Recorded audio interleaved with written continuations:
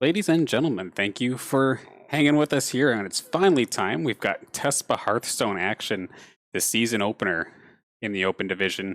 Of course, home squad St. Clair College up against Purdue University. Joining me, and I think for the first time we're ever having a commentary here on Hearthstone. He was on the Hearthstone team last year and commentated League. Now he's on the League team, commentating Hearthstone. Frez, welcome to the commentary desk, and thank you for joining me today.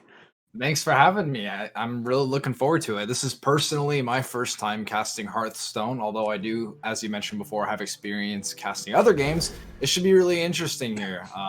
It looks like we have quite the lineup here today. St. Clair College playing the Dragon Priest, as well as the Turtle Mage, which is something new to this most recent expansion, as well as the standard kind of like a little bit of a tempo rogue going on as well. Purdue University pulling out that same mage, the same rogue, as well as a demon hunter instead of the priest here. So that matchup is going to be a little bit to keep an eye on for. And it seems like that's what we're opening up with. Now, typically in the past here, we've seen rogue do pretty well into priest, at least in previous expansions. So it's going to be interesting to see how it works out here. That was funny. You said turtle mage, and the last thing I was thinking about was a deck style, but I was thinking of like a turtle wielding a staff. I'm just a simpleton in that regard, I suppose. But let's see here. So, any idea what we're looking at here on this side of Purdue University? We've got their rogue to start things off. Did you happen to see what their deck list was by chance? What kind of stuff they'll be looking for? Yes, actually. So in their rogue, they have a lot of combo potential. So they typically, what rogue has had kind of like in their back pocket throughout all of these expansions is Edwin Van Cleef and Questing Adventure, and it seems like that's kind of going to be their win condition going into here. This rogue specifically, though, has a lot of tools to discover and outvalue their opponent.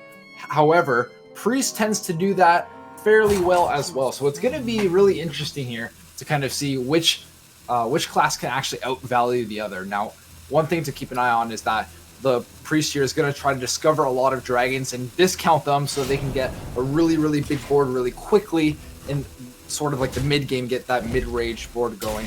But on the side of the rogue, it's going to be a little bit different, and they're going to go for that more long-lasting value, as well as try to go for those cheesy win conditions with Edwin Van Cleef and the Questing Adventure.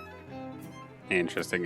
Now, taking a look at our roster here on the St. Clair side. So last year, there's gonna be Nitrates. His second semester with us. He was the rookie last semester. Now he's basically the not the captain, but he's the one of the most experienced, at least from the bottom to the top, according to experience sake.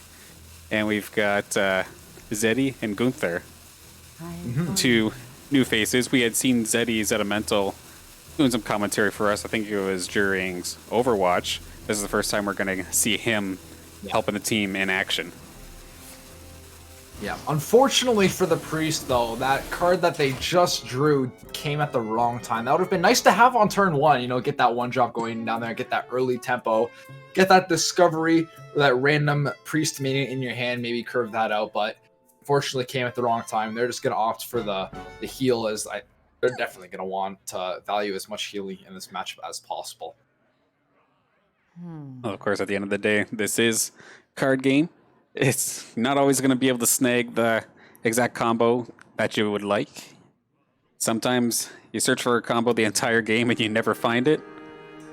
Sometimes you get it like turn one and you have no mana for it and it's just sitting there wasting space.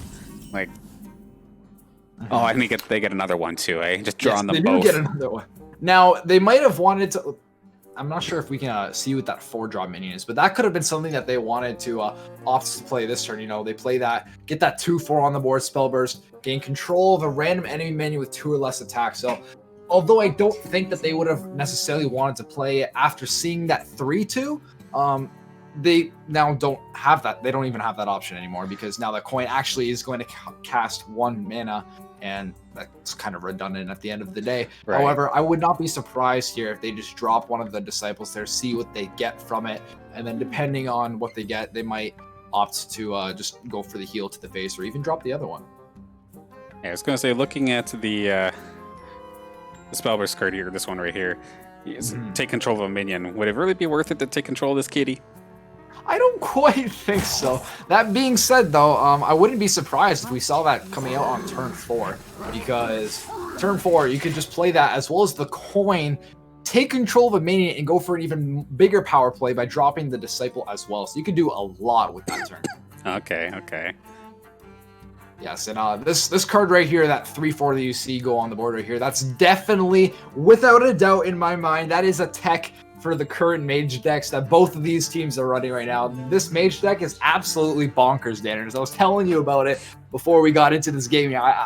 Nitrate told me before the game here, he's like, oh yeah, we're going to be bringing Turtle Mage, and I was like, Turtle Mage, what's that? So, I haven't been exactly keeping up with this expansion that much.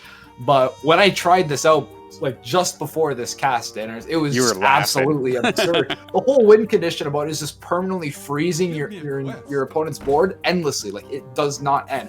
So having that is definitely going to be a pretty good counter into the mage, though I don't think it's going to do too much into the rogue. And yeah, as we mentioned before, there's the Questing Adventure, one of 2 in that deck. That's going to be one of their major win conditions here. Not surprised to see them clear that off. They want to keep that Questing Adventure healthy. And this guy's just going to get more and more buff as the game goes on, I assume. There it goes, going to 5/5 now. Oh, yeah. Yep, and that's going to be a 6/6 as well. They're going to play that. Hopefully they don't get a 1-mana Reborn minion. And yeah, that's going to be it in the turn. That's going to be a 3-mana 6/6.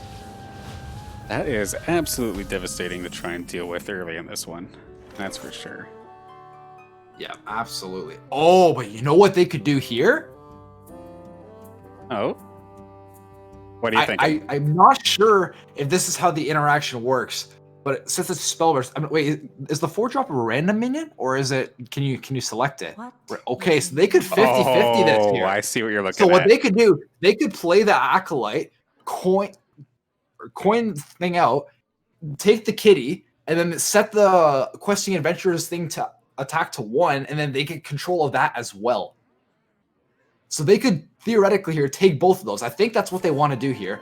But they're actually going to go for the coin first. They keep hovering over it. I think they're thinking about that exact play that you're talking about, and they're going to start it off. I'm not sure if they needed to. I think they could have took over both here. Because now they're going to 50-50 this. Oh, but it doesn't matter. There you go. And now, so yeah, that's theirs now. And next turn, that's going to be a 6/6 for them. And look at how cheap their hand is, Danners. They're going to buff that up like crazy. Oh my goodness. Well, at least it's a rogue, so in theory they have some sort of single target elimination card, I would assume. I think they could have, because they played the same cards that they would have anyways, I think they could have gotten the kitty as well and not risk the 50-50. Now that we know that is how the interaction works, so I think that was a little bit of an order misplay by St. Clair College. But I don't think it'll matter too much at the end of the day, considering they ended up getting that 50-50. Yeah, they did the risky option for the fans. Of course, the content. When you have the safe option or the content option, sometimes you got to go with the content. You know what I mean? Choose soon.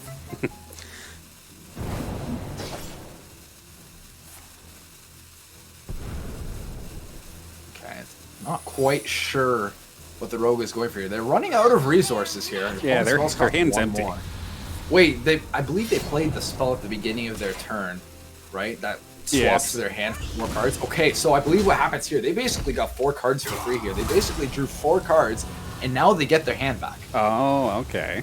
So, in return of not playing anything that they had at the start of their turn, they ended up playing a bunch of cards and then just getting it back anyways. So, it's going to be interesting here. Now, I'm not quite sure what they drew there. Deal 3 damage to your here. Ah, yes. Okay. So that could actually be pretty good with the taunt minion that died previously, as well as Questing Adventure, because in return of, or in trade of taking 3 damage to your face, you're going to end up getting 2 minions back that you probably want in your deck anyways because you already run it or it's already died for you. So that's going to be interesting to keep an eye on. It's not like Priest is kind of scarce on health anyways. Right. Do we know that secret could possibly be that the side of Purdue is hiding? I'm not quite sure if there was any new ones in this expansion. Oh. However, it looks like that's going to be our answer. Dirty Tricks.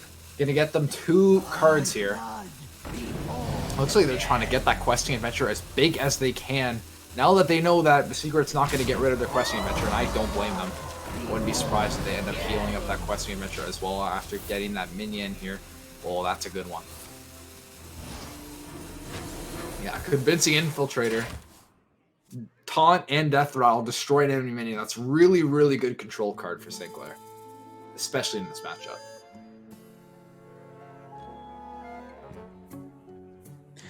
I mean, it just looks like fantastic position so far here for St. Clair. Nothing on the board on the side of Purdue.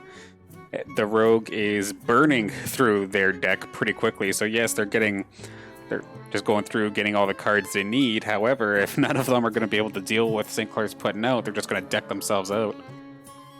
That combo was absolutely absurd on turn 4, Dinners. I'm telling you right now. Like, it's more than just, like... the 4-2 alone, like just taking a 2-2 would have been fine, let alone taking away one of your opponent's win conditions and making it your own and forcing them to respond to it. That definitely hurts. Yeah, it looks like they're going to try to do some combo potential here with a bunch of secrets. So, yeah, it looks like they're trying to discover a mage secret with that card here.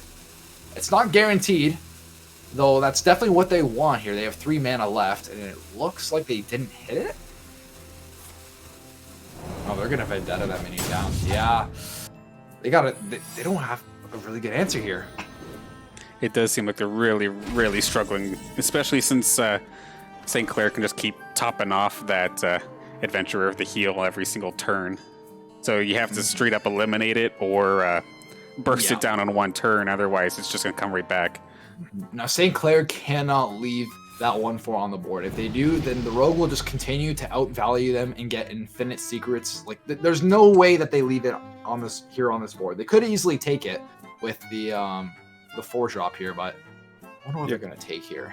The greedy part of me just wants to see Extraza come in and see them just one-shot them, but I think we're just barely too short. I wouldn't be surprised if they do the Cabal Acolyte as well as the 1 spell to try to guarantee take away the 1-4 instead of trying to kill it here. Because if you're going to try to kill it, you're sending 10 damage into that minion instead of your opponent's face. Yeah.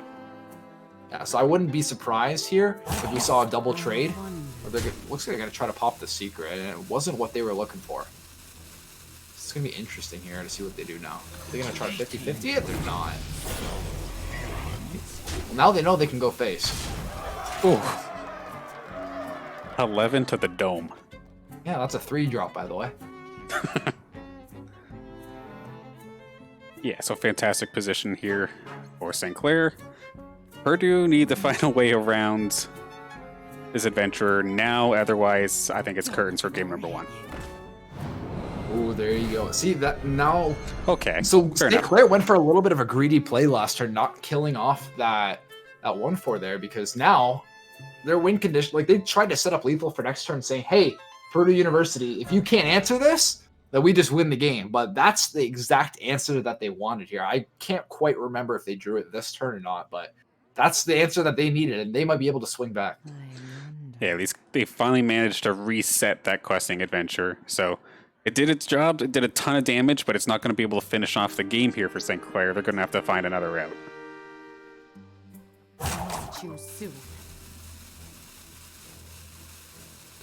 However, still not the most brilliant of positions here for Purdue to try and fight back from. That's not looking beautiful, but that is a comeback card right there. That might be able to stall them out enough, because St. Clair's got to get through that. And on top of that, that's going to heal them back to 18 when that dies, because it not only is it going to die once and heal at 3, but it's going to die a second time. Right. Unless they take control of it. They could. They have 2 shots at taking that. I think they're going to go for the safe play and try to buff that questing adventure.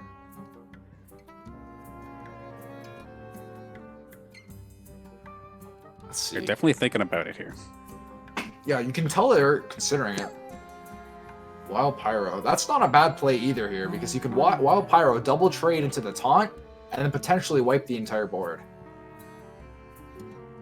Add 2 spells from your class to your hand. Okay, so they're leaving it up another turn. I feel like at some point you gotta get rid of it. Because that's the Rogue's win condition. If they're not winning with Questing Adventure, oh, that's the silence that they needed. Oh. They're gonna silence that taunt and kill the 1/4 here, but wait! It's a Spellbender! Wow, okay, that's pretty clutch right there for Purdue. The least common Mage Seeker. That is probably, in the history of Hearthstone, that is probably the least played Mage Seeker. Like, it's just not even run in decks. That's only ever played through Discovery. So that is absolutely brutal here, because that would have denied them the taunt minion, the 6 life back to their face, and they would have got through to get rid of that legendary 1/4 right there. And now you can just see the snowball start to happen. Once you leave that on the board, it's just infinite secrets.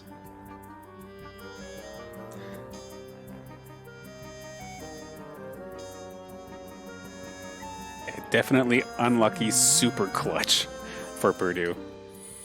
And now, yeah, here just more and more on its way. It's a scary spot to try and attack now. The tables have slightly turned here against St. Clair. Sure, the life lead is in their favor, but can you touch this rook? So, something to keep in mind here is that St. Clair actually hasn't played that many of their cards. They've really only been playing generated cards from their early game. So keep in mind here, like, that Questing Adventure got a lot of value here. They played a lot of cheap minions like you see on the board here, those ones that discover them, those minions. So they still have a lot in their backpack here to try to win them this game, but now they're going to have to answer that Edwin. Oh man, big ol' 8/8 behind a taunt. You're not going to be able to touch that thing by direct damage, at least right away. And on top of that, look at that Christmas tree that rogue has got over her head right now. That's scary. That is a lot of secrets. That is a lot of disruption for what St. Clair wants to do here.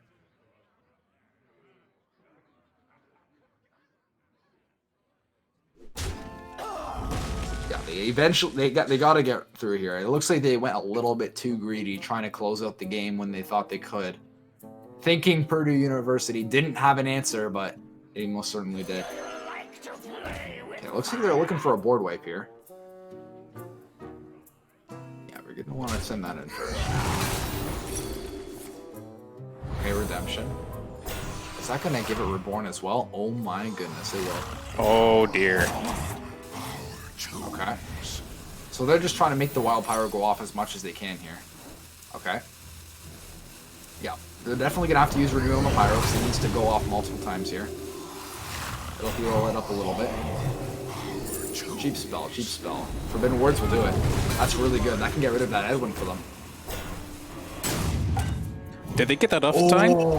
They did. They got it in time.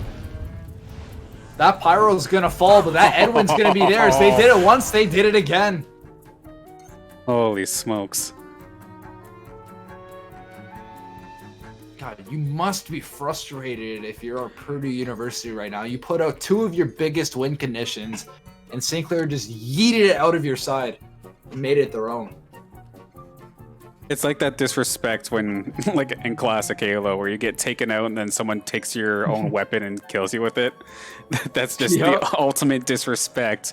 But yet it turned into a proper win condition here for St. Clair in crazy fashion. And that's exactly what Priest has always done. Priest has always had these nifty tools to try to kind of turn your opponent's win condition into your own, with cards like Thoughtsteal, cards like Mind Control, all these cards that have been around since the beginning of Hearthstone, but have kind of like changed over the years. And now we see this new card, as we've seen so far, that 4-drop is just absolutely destroying that rogue, especially when it's comboed with that 1-drop spell, because you can literally just take whatever you want, essentially. All right, so they basically just flood the board here. They have 2 secrets. Like a freezing trap or something, maybe? Could be freezing trap, could be explosive trap. Could also be snake trap. A lot of traps. Oh yeah, of course. Gonna be interesting. It looks like they're gonna test for the explosive trap first. Unless they want to attack a minion first. I think that St. Clair's in a pretty good spot right now, where as long as that's not freezing trap on the Edwin, they could potentially set up lethal for next turn. One shot, 3 kills. Okay, so they got themselves another clone of that minion from that trap instead. So they could potentially send 10 to the face, put them to 14, make a pretty big board here. Like, they could use that 4-mana spell there that you are hovering, and make 2 more taunts to protect that Edwin as well. High Priest, oh, that in combination with it as well, because when those taunts come back, oh no. That's good. This is going to be absolutely brutal. Watch this swing here, Danners. That's going to be 7 health taunt here. All right, what are they going to take? Probably a 1-2 would be more ideal for a healthy body. Yep. They took the kitty. But the explosive trap is actually going to wipe away that kitty. At least they took it away from them, and that's going to be a lot of face damage coming in here. And that's lethal on board for next turn if Purdue University doesn't have an answer.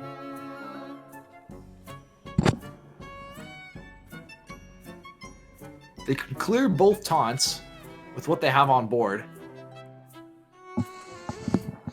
That would mean that they would... Let's see, best case scenario here, if they clear with what they have on board, they go to 12, and there's 10 damage left on board. So they can't escape this. The rogue can live with 12 HP at the end of this turn here, if the rogue punches that minion instead of trading. Still punch the other one as well, if they send 3 and a 1 drop into it. Okay, now they don't even need to punch. So now they're going to be at 14, and St. Clair should have 10 damage on board at the end of this turn, unless they have anything else in their pocket here. 5 more minutes. Perhaps another one of those lackeys to rush it in. Too soon.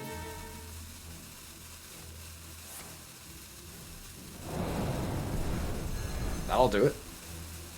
Double time and double play. Oh, okay.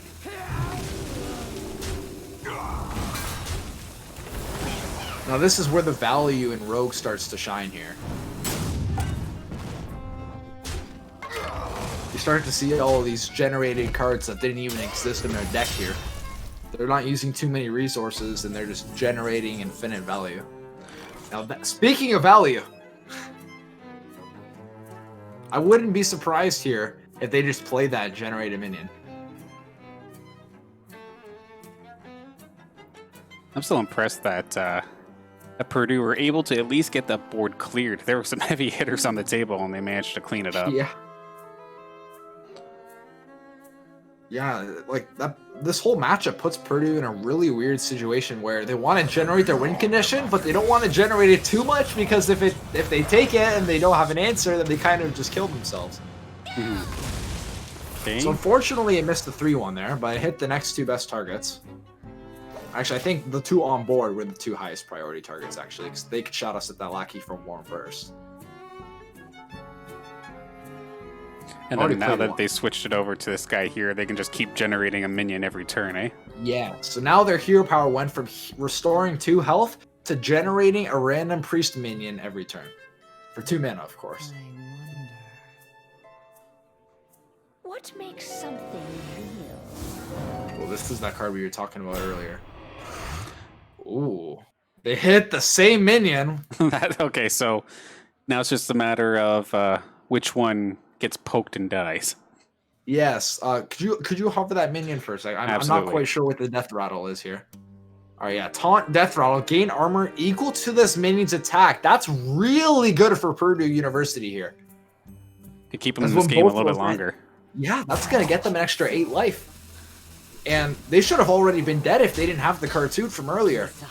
Restoring them at, like, what was it, like 9 health? Because of the Reborn? Right. Oh, that's going to be really interesting to see here. So one of those is going to die when it takes damage. The other one's going to stay. But regardless, it's going to serve its purpose here, because that's going to absorb damage as well as restore here. I wouldn't be surprised if they took that and used their Crage here to try to get one of their own. I would not be surprised. And some of these generated cards are absolutely best case scenario here for Purdue, still hanging on for dear life, and in fact, looking like they have all the pressure in the world now. Yeah, it looks like that Purdue University went from just throwing away their win conditions to really swinging back in this game, and you're ignoring the life totals here. It doesn't quite matter when the priest deck doesn't have the reach to get past those taunts here. And now they're going to have to try to take this game back in their hands here, because that is a very, very scary looking board here. You're looking at 18 damage on the board, 19 with the weapon in just a single turn, not even including what's in their hand. Who needs a win condition when you can just generate one? Yeah, exactly. Working Welcome out. to Hearthstone in 2020. Everything's discovered. Back in my day, we had Chillwind Yeti, 4 mana, 4/5, did nothing other than that. Even I remember that. No, everything is, oh, here, we'll give you a minion that's worth a Chillwind Yeti for the same price, but here, it'll discover you 3 extra minions instead. It makes chaos, but it makes for exciting games. This game has Of course. flip-flopped like 3 times so far. And this is just game 1 of this best of 5. Yeah. I mean, if this is game 1, I'm looking forward to what the other ones are going to be, because it looks like that St. Clair College also running the same rogue as well as the same mage as Purdue University here. This Right. priest deck is one of a kind in this series.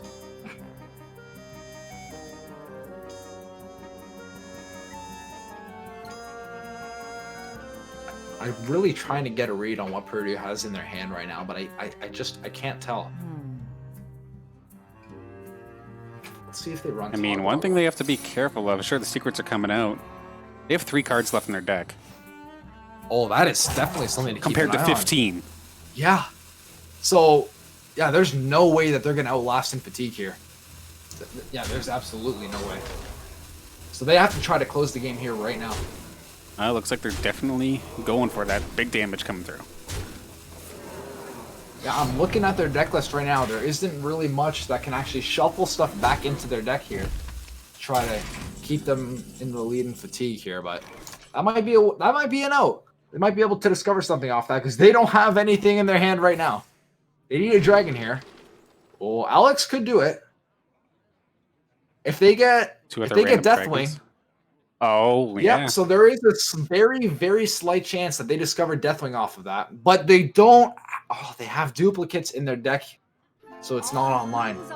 Oh, So right, that's going to be right. interesting to see what they have here. Soul Mirror. Soul Mirror could do it.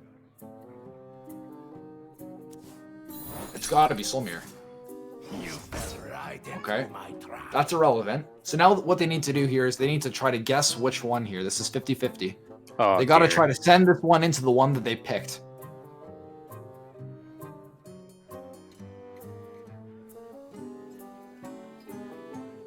It's left or right. And then they're going to end up having to try to clear the other one and then Soul Mirror. Or unless they're going to play the Soul Mirror first. Taking a swing. That's the one.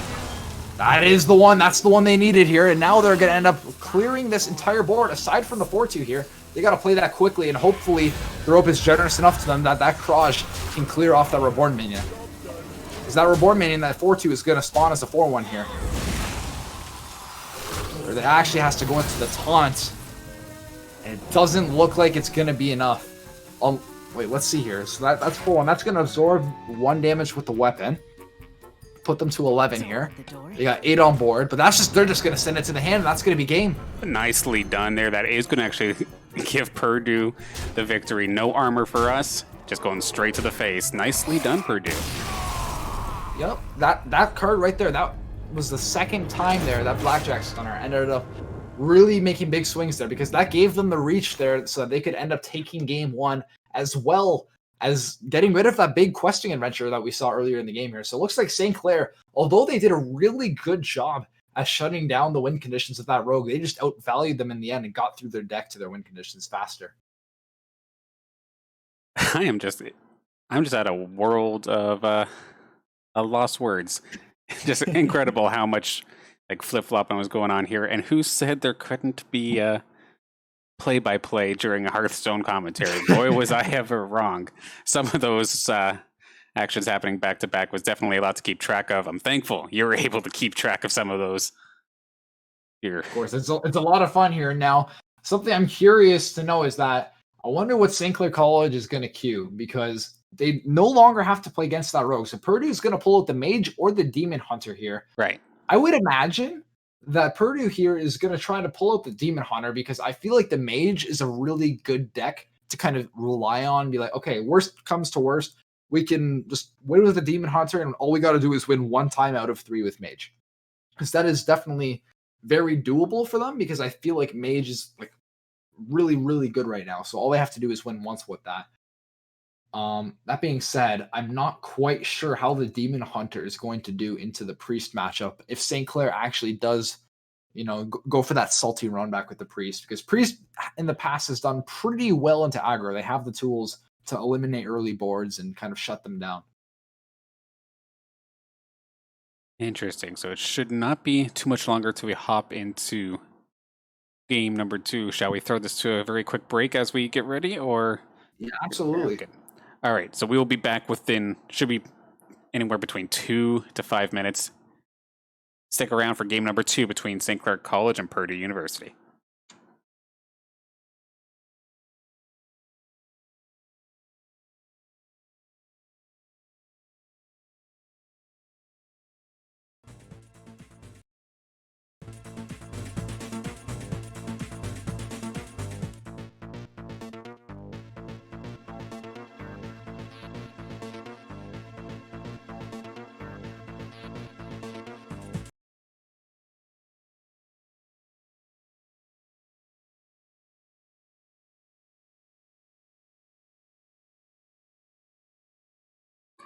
All right, we're not wasting any time. Back to game number 2. It looks like, trying to see what they picked. Is this the Mage coming out here for Purdue in game number 2? It is, and it looks like St. Clair was thinking exactly like I was, almost like I was on their team before. They ended up going for that Priest, trying to snipe that Demon Hunter. However, they ended up pulling out the Mage. And it's going to be really interesting here, because if the Mage gets the combo off that they're looking for, they can permanently freeze St. Clair's board, and that's not what you want at all when your deck's win condition is generating a bunch of cheap dragons and getting minions on board. So they're going to have to really, really try to get that online early before turn 8, before they start playing those turtles. I mean, at least this time for turn 1, they do have that Disciple in hand already. Start off on the proper foot compared to last time. Yeah, that is definitely a very optimal start for them. They have that really good curve coming out here. They're going to play Disciple on 1. I would imagine here if they can get another spell here, that 2-drop is going to be really good as well. And yeah, I think this is a pretty straightforward turn here. They're just going to drop that Disciple down and get that minion. So something to keep an eye on here is that Purdue University, if they have that weapon on turn 1, that is a huge, huge power spike for them, because they can choose if the card that they're drawing on the turn goes to their hand or to the bottom of their deck. Right. If they have that, that makes their win condition a lot more consistent to make sure they keep the cards that they need to keep in their deck at the bottom of their deck. Yeah, so a lot of those issues that I was discussing during game 1, where you might have your combo pieces too early, that card alone just shuts that down. Yeah, exactly. And it makes not really guaranteed to draw the one you want, but it makes sure that you don't draw the ones you don't want to draw. Right. And it seems like on this turn right here, they're just going to drop that 2-drop that they generated in the previous turn here, because it doesn't look like they're casting any spells on minions anytime soon. So they probably want to save the one on the left for some extra value here. I wonder. Probably just, taking their time, making Purdue University guess what they have in their hand, making sure that it's not just a straight up easy read here, making them think that they have options to play here, even though to us, obviously, since we see what's going on, it's pretty straightforward. Yeah, it's competitive card games 101. You use that entire timer every turn if you have to. They're actually going to go for the bigger body here. Oh. I respect it. Honestly, in this matchup, when you got to try to close the game out by turn 8, it makes sense. They're not trying to outvalue the Mage, because they know if they try to outvalue it, whatever they generate is just going to get frozen anyways. And then this, of course, the Mage being able to freeze the board, like if they have their combo pieces in place by turn 8. This Priest deck by St. Clair does not have very many just direct damage towards the towards the opponent. Correct. Yeah. Like that is definitely much more of a mage archetype for sure. Right. Devolving Missile's actually going to be pretty insane here. Unfortunately, it didn't hit the bot on the right here. That's going to keep generating some health. But that's going to actually shut down that extra value that they were looking for.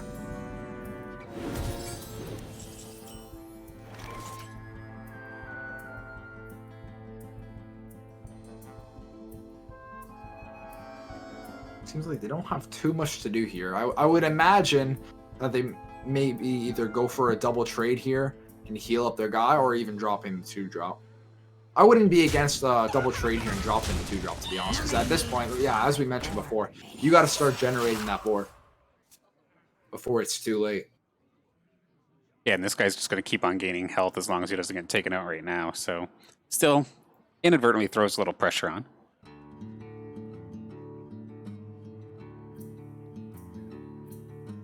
Now keep in mind, the mage actually has specific cards that can actually make them a pretty aggressive deck here, and it doesn't look like the priest has too many answers if they decide to go aggro here. So there's many things such as Magic Trick that can discover them burn, as well as Sorcerer's Apprentice, and all of these other cards that generate like tons and tons of early game value discounting cards, making your deck go really, really fast.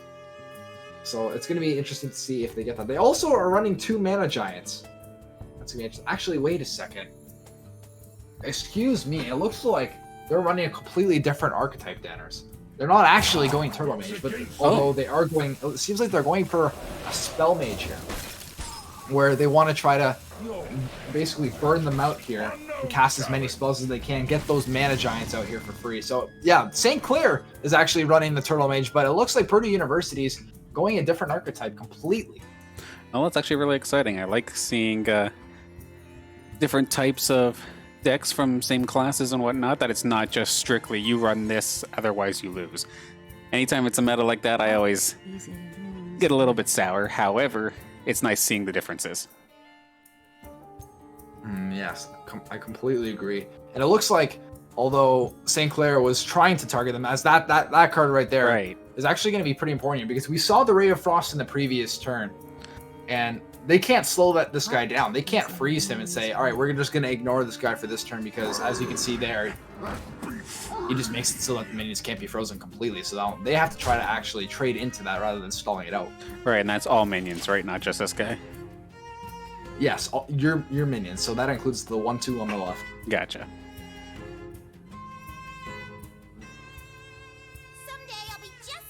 Yeah, there's the Sorcerer's Apprentice. Okay, so you can't freeze that. Maybe they're trying to, or might end up pulling out a Mana Cyclone here. Excavation, okay. Oh, So just make it more trying to room. play as many spells as they can here, and trying to maybe discount those Arcane Giants, because Arcane Giant is like a 12 mana 8/8, where every time you play a spell, it gets discounted by 1. Okay. So that's what they're trying to do. Sorcerer's Apprentice, discounting those cheap spells, making them cost literally 0. Play as much as they can, discount them, and suddenly they have a couple of 8/8s on board. Yeah, because they threw the freeze out there. I'm just like, huh? Okay. But okay, this all makes sense now. Yeah, now they're getting rid of that here. Ram Session, draw 1 card. Those are going to get out of their hand. Yeah, it seems like they're just trying to play as many as they can, try to get those Arcane Giants online.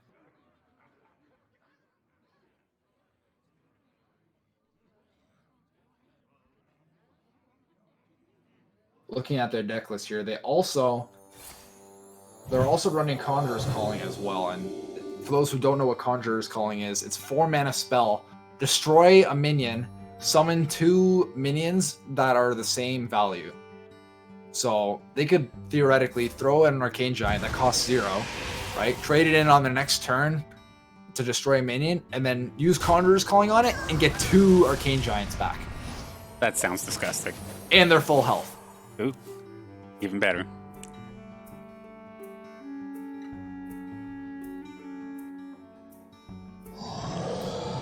Something There's that one. I expected them to play. Yeah, there's the Mana Giant right there.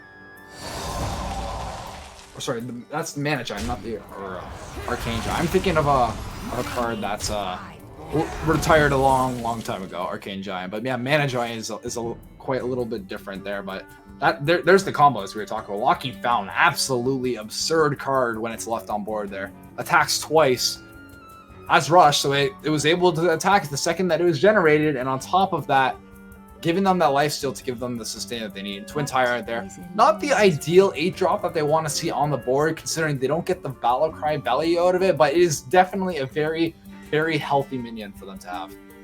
Say beefy squad, if you were able to throw taunt on that thing, that wouldn't be going anywhere anytime soon. Something to keep in mind as well is that Priest historically has had a really hard time removing minions that have 4 attack, because they've had Shadow Word Pain in the past that destroys an enemy minion with 3 or less attack, right? They've also had Shadow Word Death, which destroys a minion with 5 or more attack, but they haven't had that card that destroys minions with 4 or less attack. Until recently, just this past year, when they got Forbidden Words, which destroys a minion with your mana or less attack and uses all your mana for it, so. Okay. Looks like they're trying to slow them down here because St. Clair doesn't have too much of an answer here. They're not trying to combo it out and take it for themselves here, but they're just trying to slow them down, making sure that they don't lose too much life. Yeah, they don't got their mind control pieces at all at the moment, so as little damage as you can take for now. That's, I guess, all you can do. So this actually, going back to when we were talking about win conditions in this matchup, Danners, I think it's going to be a little bit different here as what we were talking before, because although Purdue University has a lot of value generating spells, St. Clair College has a lot of value on their own, and if they can make sure that they can start to generate those dragons quickly and get those cheap dragons down, they might be able to force Purdue University to use all the resources on removing St. Clair College's win condition instead of killing them. Works against me.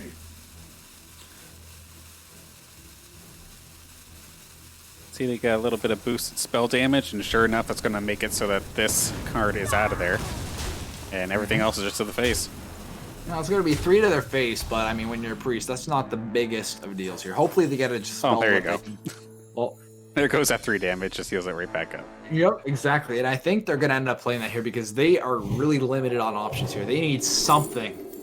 Solmir could do it. Solmir could be a potential answer. Yeah, it looks like it's what they're going for. Yeah, though they can't play it this turn. So Solmir will take care of what's on board in the middle, but not on the outsides right now, because that 4/10 is going to take 4 damage to itself. However, if they do play that, they get a 4/6 on themselves here because they keep whatever they generate, and that trades in. Right. I wonder. They can at least start to build a little bit of a board for themselves. Yes, exactly. And right now, they don't really have anything to generate. Like that might be something that they want to play here because they don't have much to actually play. Fortunately, those are not exactly the 2 highest value cards here, but I wouldn't be surprised if they just slam them on the board to try to get something to stick. That 4/4 is really going to make it difficult for them because if they were going to play Solmir next turn, Walking Fountain's going to die anyways, and now they're just letting them get Walking Fountain value, but maybe they would rather have the Walking Fountain trade into those minions instead of sending 8 damage into their face.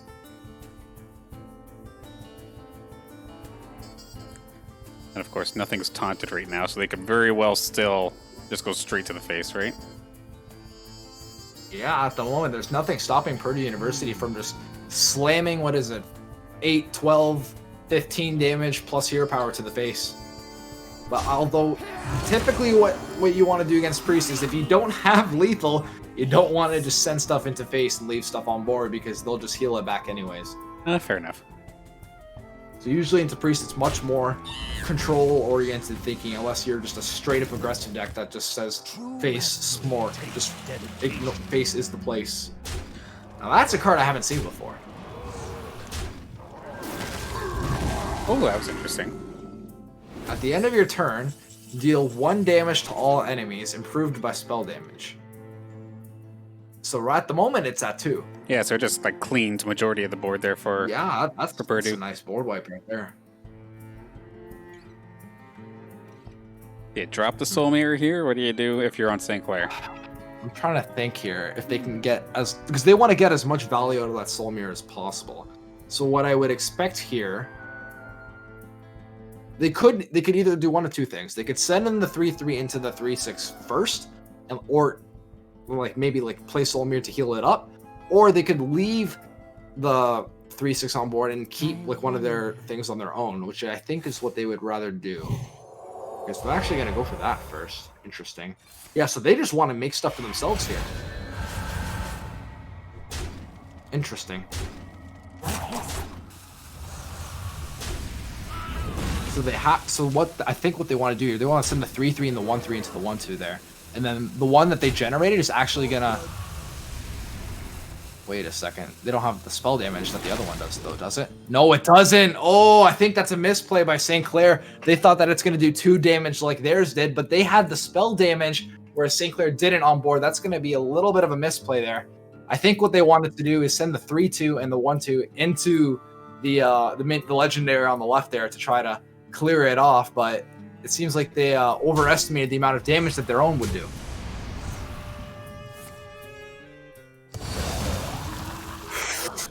Ooh. That is not good, Banners.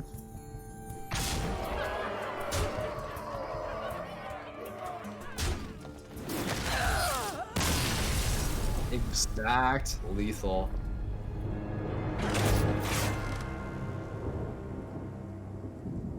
Yeah, Purdue University, that's going to be a second game in a row going over there. And now all they have to do is win one time with their Demon Hunter.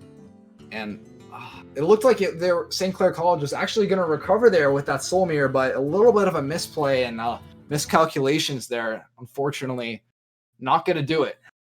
And that left them enough on board that they were able to use the Conjurer's Calling on the thing that survived and unfortunately, like just absolutely high rolled them like crazy and getting that Grom, having just enough mana left for the hero power to enrage the Grom and send an extra 10 to the face. You can't expect that.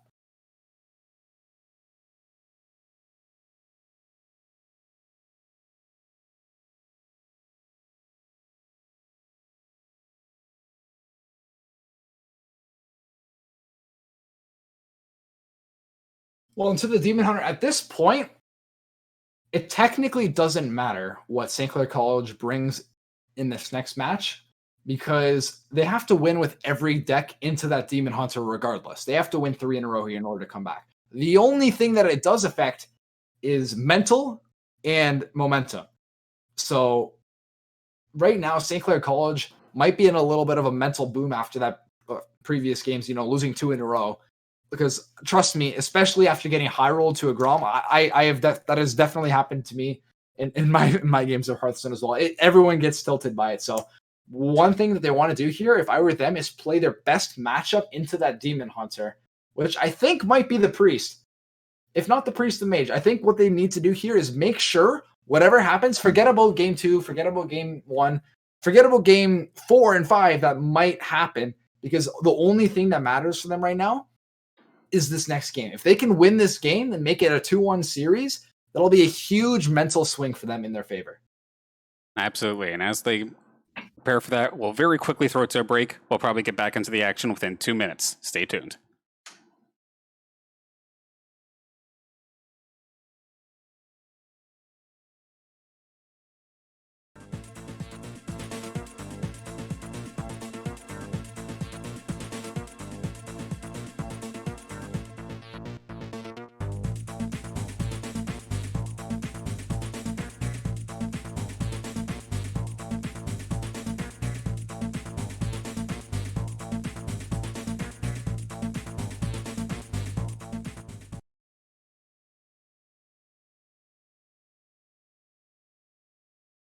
Well, that was nice and quick. Going into game number 3 now. St. Clair kind of stuck in the hot seat. Now, Frez, it looks like we're switching things up to the Mage this time versus this Demon Hunter. Is a change of pace going to possibly reset their psyche? Or do you think, well, you're saying this is probably one of their decent matchups, right? Based on my experience, when I was on the team last semester, the Mage deck that I was running, actually, did pretty decent into Demon Hunter. Unfortunately, it didn't make our list because, like, just for multiple reasons. I don't think the deck was consistent enough. However, in this most recent expansion, Mage has gotten a lot of the tools that it needs to be a more consistent deck, which is what was preventing it from being a top tier deck in the past and was kind of leaving it at B tier or like even C tier in some pros' eyes. But right now, it seems like they actually have somewhat of a decent hand here. They have the weapon removal for the Demon Hunter. They have the delayed board removal ×2, as well as the card 2, which can give them the sustain that they might need. Interesting. Yeah, Nightblade is a card I actually have not seen since Classic. That is a card that was only run in like new players decks because it was free and it was like okay, but it never actually made competitive scenes where it actually got played here. Yeah. But it's actually what they're looking for, so it made the cut here. And it's, yeah, without doubt, they need to coin out that imprisoned observer here because it's going to take 2 turns before that comes on. And when it does, it's going to do 2 damage AoE to the Demon Hunter. And that's pretty good value. They just got to hold on for these 2 turns. Right. Are you allowed to still attack with it, or is even attacking shut down for those 2 turns? No. So that card basically doesn't exist for 2 turns. It's not even there. The only thing it does is occupy a board space. Oh, so it can't even But be when attacked. it does away, no, it can't be targeted by anything. Like it literally, don't even act like it's there until 2 turns from now. Gotcha. It's just there to show you that it's going to be there in 2 turns. And when it does, it'll have that battle cry kind of where it does 2 damage AoE. And it looks like they're going to go for back-to-back here, so. Okay. Next turn, it's going to be waking up here, and it's going to clear that ooze that's on board. And whatever else they decide to play here, it's going to do 2 damage too. I mean, I'm kind of scared that Sinclair's going to just take a bunch of damage before these things are even online. We're already 7 health down. Are they going to expect That's at least the risk. another 6 at this point? And that's the exact struggle that I've had when I play this card is you're basically suiciding your turn 2 and your turn 3 here. You're not doing anything. 'Cause they essentially haven't played a card yet this game, while the Demon Hunter is doing what it wants to do, which is just smack you in the face before you can do anything. They do have the lifesteal or the sustain in their hand right now, but it's a matter of getting to that turn 6, which is going to be the trick. Well, now or never. Like, we're halfway through your entire health pool. Finally, one of them coming on the board. Gonna take out one of the minions, thankfully.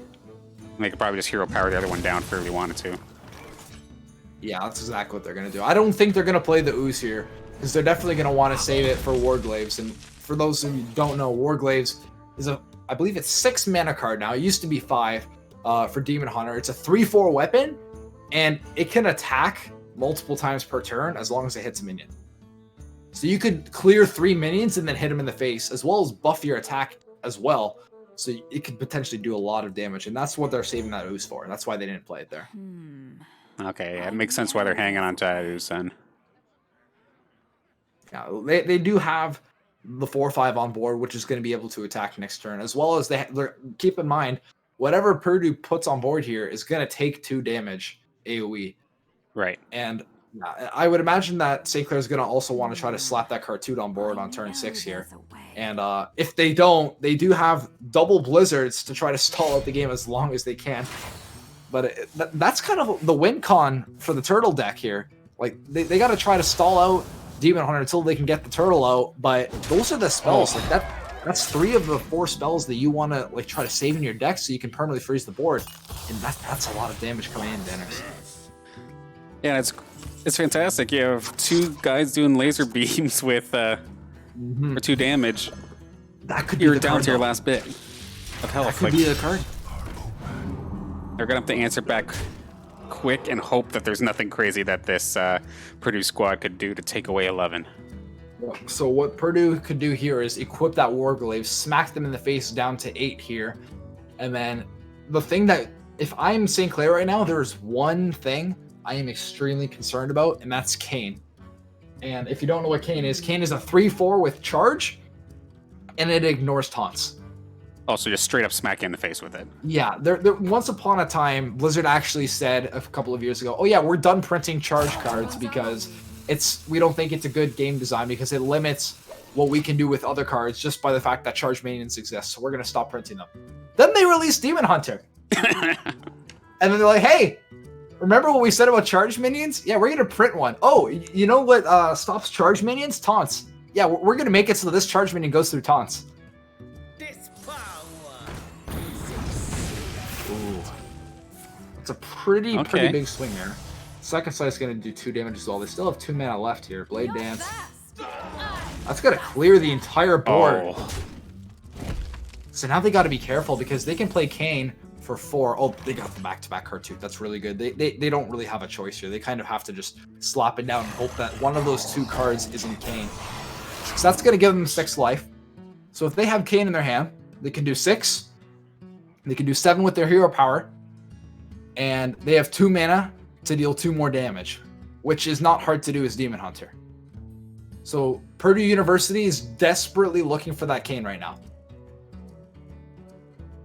Another thing that they could be looking for as well is they could be looking for Glaive-bound Adepts, which are 5 mana 6/4s, and whenever they attack, or whenever their hero attacks, or if their hero attacked this turn, it deals 4 damage to any target that they want.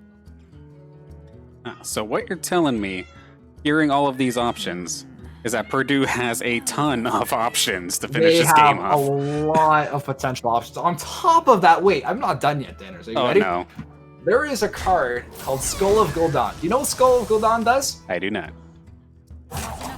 It's 6 mana. It's a spell. Outcast, which means if it's on the left or the right, which isn't hard to do when you don't have many cards in your hand, it essentially draws you 3 cards and discounts all of them by 3. So it makes looking for that win condition, looking for that reach, that much more easier. Dang, and as we were talking about that, this guy just comes in and slices up the board once again. Right through all the St. taunts. Clair College, they're drawing the wrong cards here. Although they did have an okay start here, getting that double AoE, getting the double card too to keep them alive here.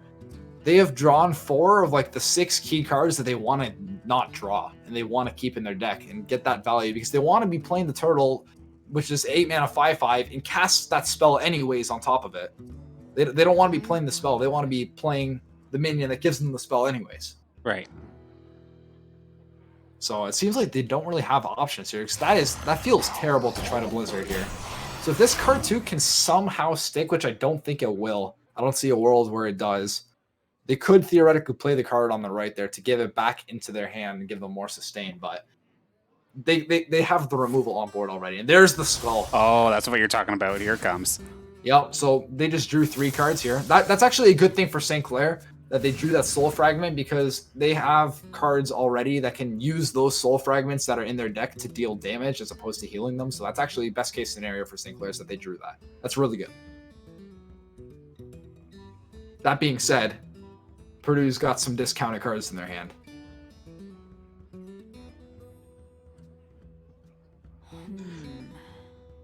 Yeah, but this taunt minion is not long for this world.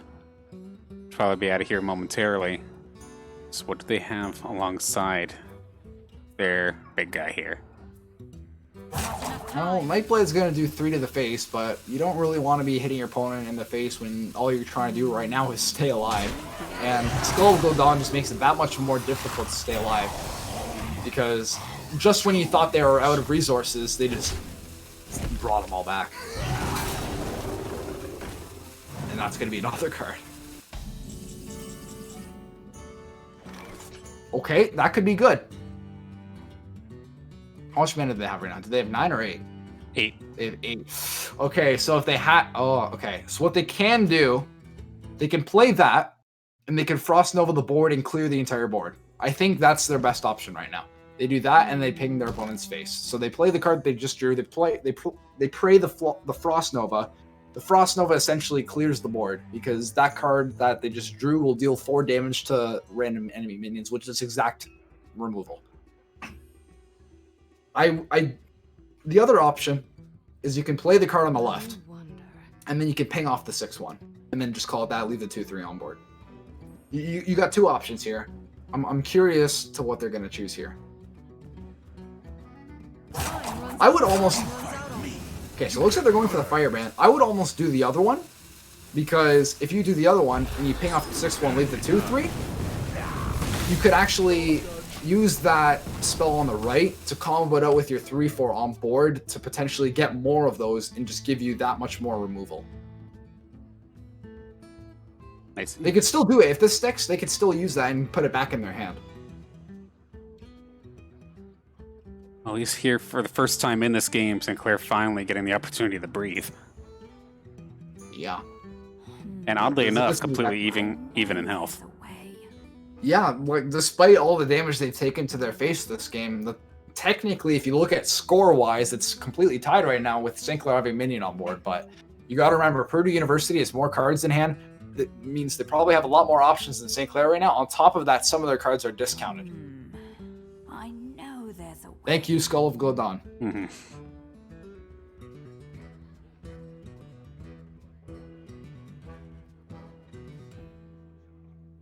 Not enough time. Soul Share gonna do 3 damage to the minion, and that's gonna be 2 more soul fragments into their deck. So they're gonna remove the 3/1. And that's exactly it. Oh. Okay. Oh, hello, turtle. That gives them an out. Okay, so now they can start playing to their turtle. However, I don't know how many spells they still have left in their deck. They need to get a freeze off of that. Well, hang on a second. So they play the turtle, right? They discover. What if they do the other 4-mana spell that's in their deck? They cast that. They get another turtle. Then they play that 1 turtle that costs 1 mana, and they freeze, and they get 2 more turtles. I think that's what they got to do here. Unless they're just going to straight up blizzard the board. Which doesn't seem like a bad idea. Yeah, considering it, giving themselves at least another turn. It seems like, okay, I feel like what St. Clair wants to do here, they're waiting 1 more turn so that they can get 3 turtles in 1 turn as opposed to 2, and they can just really just go off like that. So they have what they need. As long as they don't draw their other potion, they're fine. Just don't draw the other potion and don't draw the freeze. I'm sure they have plenty of cards left in their deck. They should be okay. There's just 2 cards that they don't want to draw. They don't want to draw Frost Nova. They don't want to draw Potion. Maybe. Because this is the part of the game where it really starts to swing in their favor. Alright, they hung on long enough. They play the first turtle, they generate another turtle, they play that turtle for 1 mana, they get 2 turtles in their hand, and then they play those 2 other turtles, and they get more turtles, and then the last one they play freezes the board. You see how that works? That's a lot of turtles. It's a lot of turtles. Turtles are fun, though.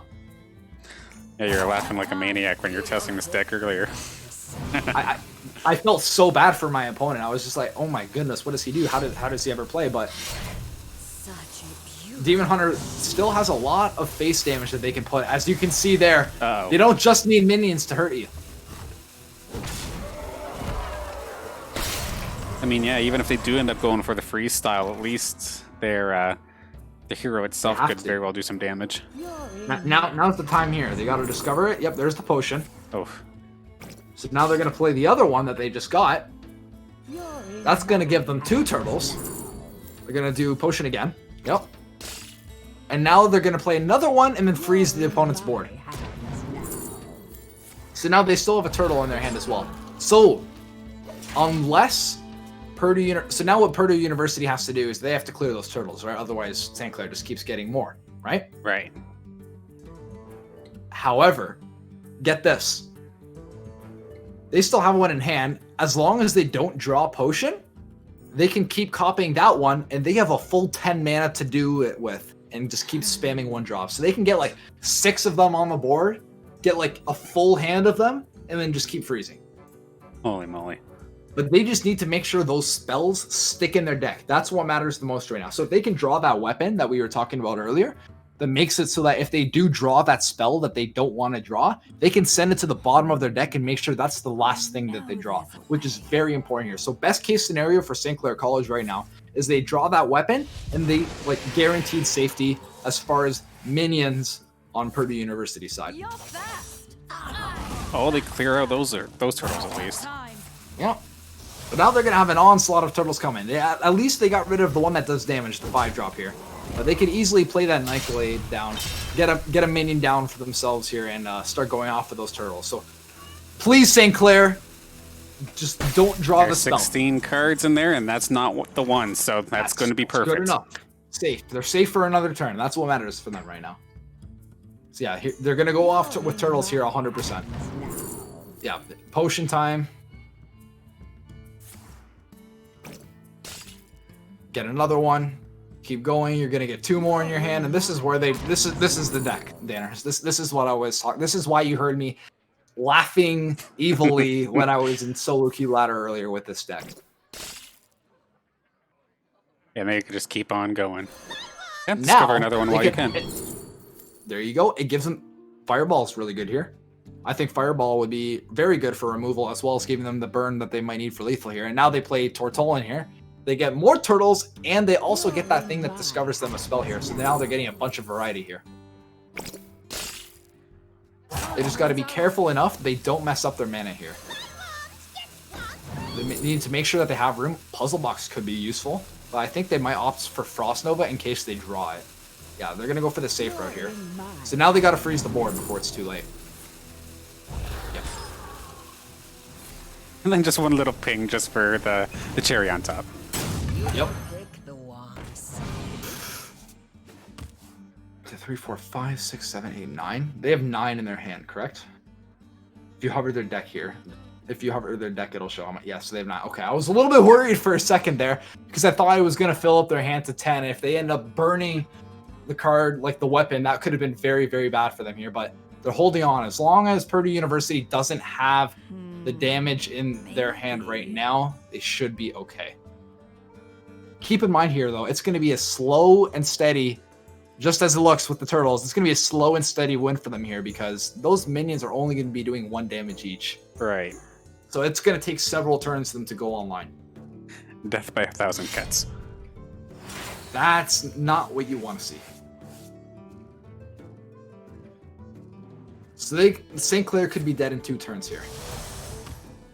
I don't think that they're dead this turn, but next turn, like they have to have an answer here. They have to have some sort of life regen or something to freeze the face. I'm not sure if they were on Frostball. I could take a look here. Restore health? That could be it. That could be it. Let me take a look at their deck list really quickly.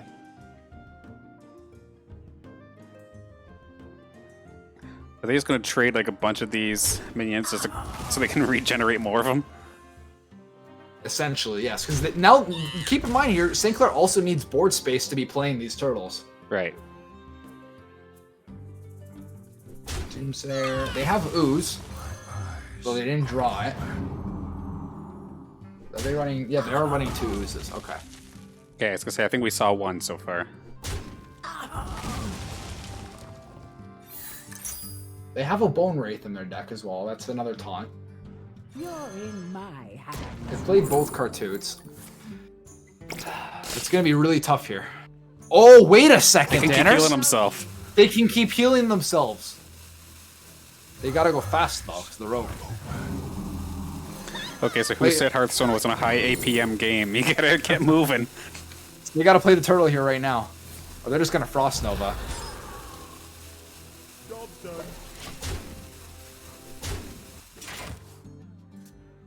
Interesting. Alright, so they hang on unless they could somehow buff that Demon Hunter, the hero itself, like crazy, to the point where they can hit 11. Mm-hmm. Unless there's something going over my head here. I personally would have liked it if they played a turtle there instead of the Frost Nova, because they could have guaranteed themselves a Frost Nova anyways just by playing one of the turtles. Whereas if they draw the Frost Nova next turn, that's their last one, Oof, yeah. right? Because the turtles can no longer cast that. So personally, I would have really liked to see them. I think they were pressed for time there. That's why they made that decision, which is like completely understandable. But personally, I think that it would have been better there for them to, play the turtle instead, get the guaranteed Frost Nova, and so that you still have that backup in your hand for later, just in case here. But man, that was a hell of a draw for St. Clair.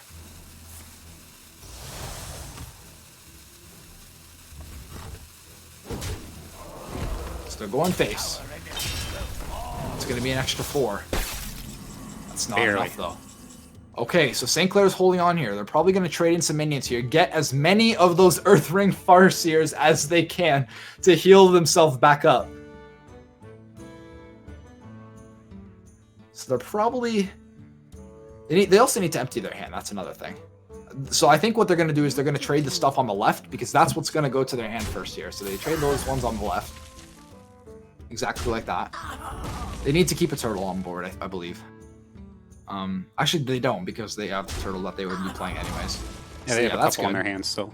I think that I would personally trade in the other one anyways because I just want Earthring Farseers in my hand right now. Yeah, they're trying to empty their hand right now. They're playing this smart. Putting the turtle down gives them those things. Yep. And now they're going to heal themselves back up. And this is best case scenario, but they got to go fast. We don't want to see an error like before. You're in my hands now. You gotta freeze it. They can do another turtle if they want to. They're just gonna play the potion. Okay.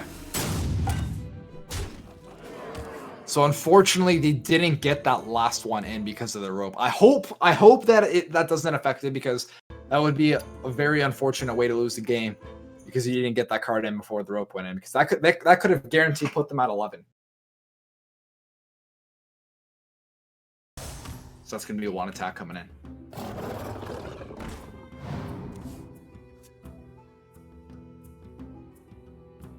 Trying to see what kind of reach Purdue still has in their deck here.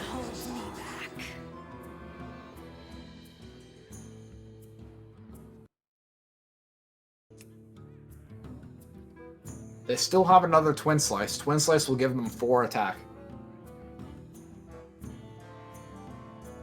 Which isn't enough for lethal at the moment. Someone a random demon companion. Oh, that is not what you want to see. Is that charge? It is charge. Oh, yeah. Oh, that's it. And that's exact lethal for Purdue University. Wow. Absolutely insane hold on for St. Clair. Unfortunately, not going to be enough. Seemed like a little bit of a pattern in this series, Dan, where we saw St. Clair, where it looks like they were just about to recover from the aggro of Purdue University, but they weren't able to hold on. Like they just needed the 1 or 2 more turns there. And unfortunately, Dan, I hate to say it, I might have Caster's cursed it, but it looks like that 1 extra minion giving them that 3 health was the difference in that match. It's crazy that it came down to such a small move. Yet, that was it, because the combo was going, they were hanging in there, but especially up against the Demon Hunter that was throwing out the aggressive minions, or even the hero himself just picking up weapons, it was definitely giving them a hard time, a run for their money, and then getting that charge minion was just that was the nail in the coffin. Yeah, I mean, I am no stranger to mouse errors when the rope is out. I am no stranger to that personally. I've had my fair share of experiences last season, and unfortunately it happens, but that's going to be a 3-0 win for Purdue University. Dan, honestly, first time casting Hearthstone, it was honestly a lot of fun. It was actually fantastic. Of course, Frez, thank you so much for joining me here on the commentary desk. And while this match was going, in fact, I got confirmation you guys do, in fact, have a match. I'm going to, on Thursday, hop over to schedule real fast. And we can show everybody at home what it is exactly we're looking at. So, tomorrow, 8 o'clock, join us for the UCEA Counter-Strike preseason.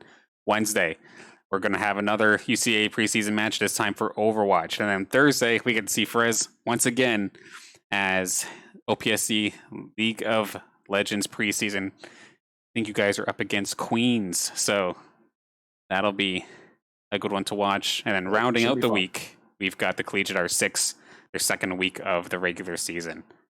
And some additional matches happening next week as well, starting things off with NACE, or with both of the Rocket League and the Overwatch NACE season openers, Monday, Tuesday.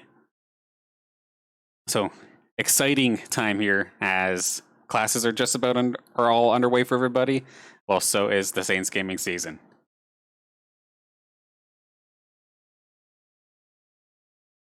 Then one more time, just also want to thank the sponsors, of course, for letting this happen in the first place. Of course, St. Clair College, SRC, we have the Alumni Association, Zeckelman School of Business, PC Outlet, and Subway.